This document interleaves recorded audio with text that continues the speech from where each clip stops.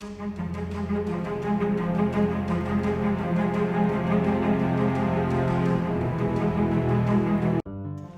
folks, well, it's a bit of an indoor and an outdoor sort of day today, and I make no excuses at all why I'm not wearing a t-shirt, because I am absolutely melting. Right, so like, we will see what's going on outside and on the down view. See you in a bit. So, today's small post bag contains of these 5 quartz pieces.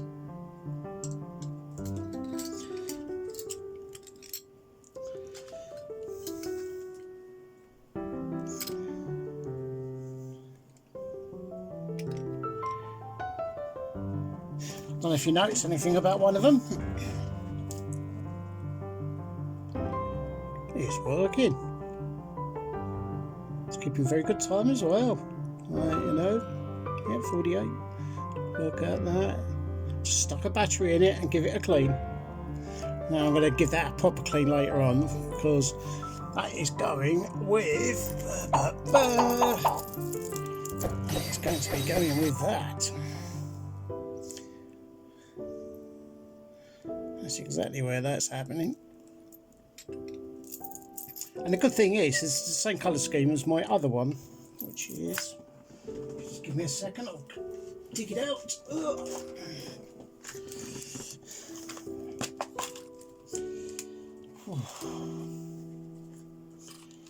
Here we go.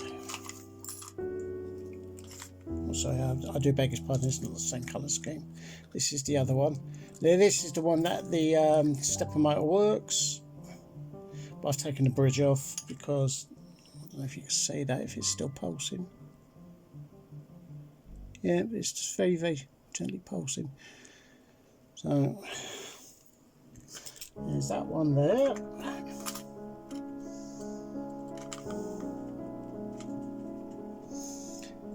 And there's this one here.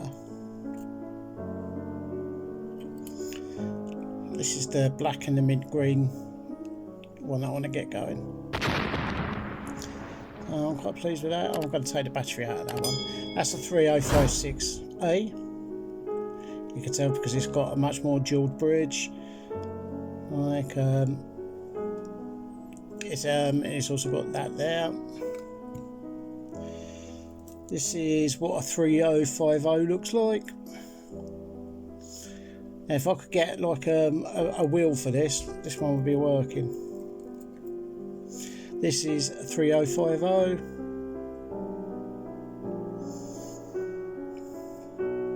No, this one's 3056. This is 3050. This one here, date.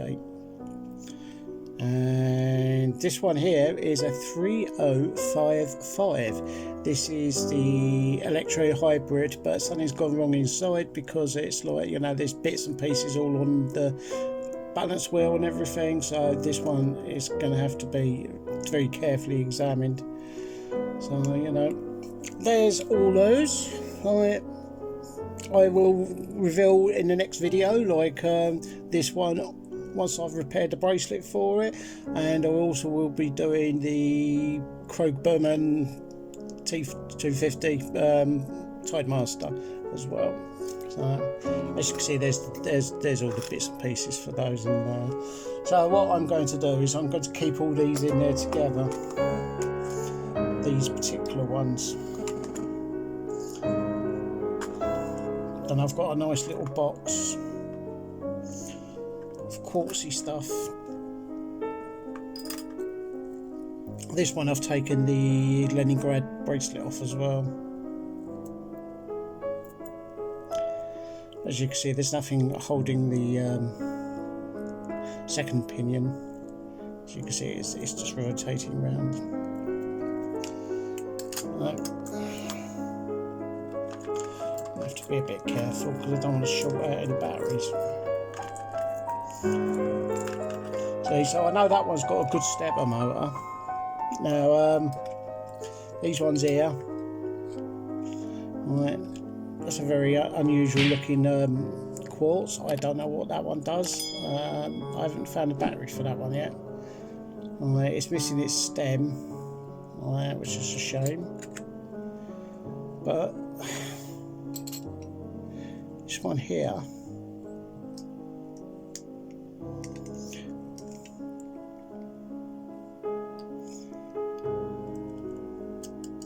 so there's a loose contact in it.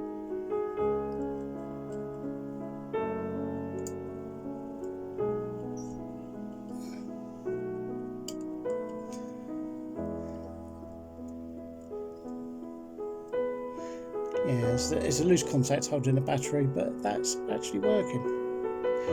But I've got a problem with that one anyway, because as you can see, that's just a standard like lozenge. No, I won't be putting those in there, they'll be going into the project box. So there you go. Let's put these up here for the time being so I can get to work on them.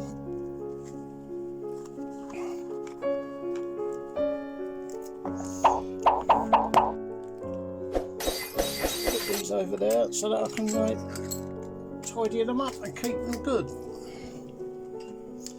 Right, I'll see you in the up view. So we have some bonus footage. Something else has just arrived.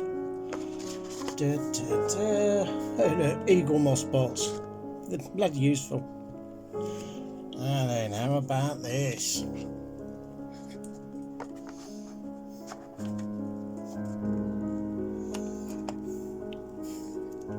Sekonda, which is basically it's a slaver. You always tell a slaver because they've got the split button there. Well, I haven't set the date on it, but the time. Oh, I'm gonna have to take this slaver off now. For the automatic. Right. I'm not sure what gold level that is, whether that's an AU10 or a bit manky there. And I can tell you this bracelet is coming up, this strap is coming right off as soon as you know, but it's not very nice. It's probably the original strap as well, but that ain't gonna last long on my wrist, I can tell you. Look at that.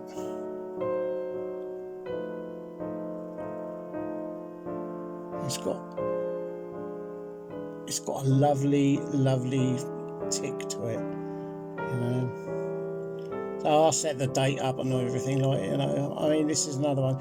I mean, you know, Sekonda is what I grew up with. Once we stopped buying Timexes, like, I had no problems with Sekondas. You know, and it was basically a way of selling Russian watches to Britain, because Britain didn't want to buy Soviet stuff, because obviously the Soviets were big bad people. But look at that, mate. I mean, it's got like a sunburst milling rather than a brushing. Very nice gold plating on it.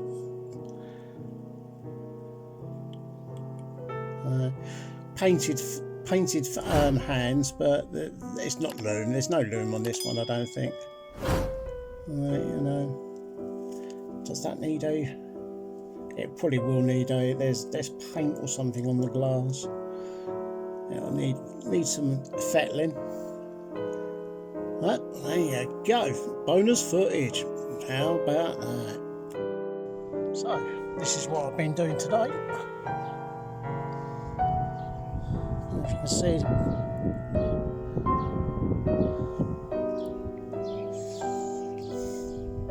look at that.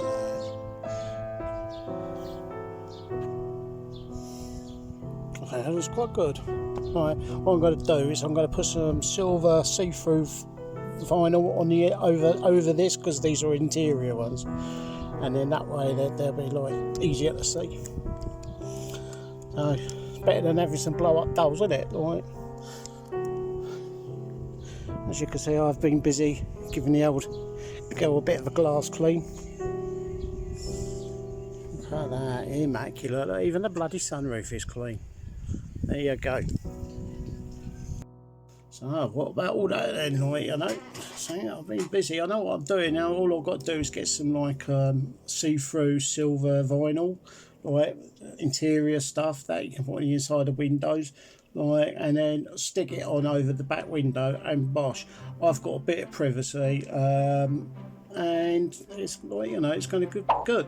I'm actually contemplating turning the three-wheeler into a van anyway, taking the back seats out, putting a plate of wood down, or a bit of checker plate or something like that, you know, just like making it formally a three-wheeler. I'll leave all the seat belts tucked underneath and everything, but, you know, I mean, Steph's up in Scotland, like, you know, it's only Shana at the very most and me, like, you know, I mean, I don't need 4 seats anymore.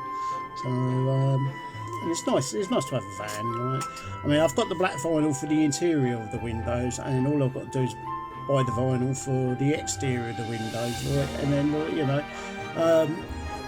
whether or not I get, like, you know, I make stencils up myself just by printing them out and cutting them out of a piece of paper, or just buying the stencils. I mean, there's plenty of patterns out there for all the trotters sort of thing. You know, the paint is beginning to really degrade now. Like, I don't know what the bloke put on it, but, you know, look at that devil's eyebrows again. Oh, dearie me. I'm having a day off going out in it today because I've got to get it up, because, like, you know, there's like ignition line on the starter motor and the plug's disintegrated, so I have to boot the inner footwell, like, you know, to get it to start, like, you know, and sometimes it takes about 5 minutes to get it to start, like, you know. Once it does it zips off, but it's not good because, like, you know, I mean, like, it could sooner or later just come off completely, and then I'm going to be stuffed, like, you know. And, you know, I don't really want to be in, like, you know, back in the 80s where we used to bump start everything, like, you know. I mean, you know, they say to all your mates, oh, give us a push, like, you know. I ain't going back to that, like, you know. So I've done that. I've given the glass a clean. I've got the ramp out ready. All I've got to do is put the ramp up, and then, like, you know, and then I'll put this axle stand under the back, and then I'll have right up, like, you know, so that I can get right underneath. And, you know, I've got to do quite a few jobs. Starter motor. I still haven't got me sump gasket kit. What they call a lower engine gasket kit yet. Right, you know, because I want to do timing chain cover, sump gasket, and paint that up, and get the rocker cover off, paint that up. That's it. Change the top hose, like, and a few other bits, but just check all the vacuum hoses and everything are okay. I need to pull the dizzy out so I can put new plugs in. I've got the plugs, right, but these are just normal Champion ones. I'm not sure if I want those or I want to get another set of the 3 prongs. You know, and just like give the electrics a really good going over, because I've got temperamental lights which are a right pain in the bum, and I need to find out what's causing that, or, you know. And I suspect that what's happened is like I've left it alone or left it open. I think somebody tried to hotwire it, because there's like all these wires that have been pulled apart from their connectors underneath the dash, and I'm thinking to myself, oh, that's a bit naughty, like, you know. I mean, you could have opened it with a spam key, like, you know, but somebody had a go at it, like, you know, try to nick it or something. And, like, you know, you can't hotwire a Reliant quite the same way as you can a normal car, because it's an old Lucas system.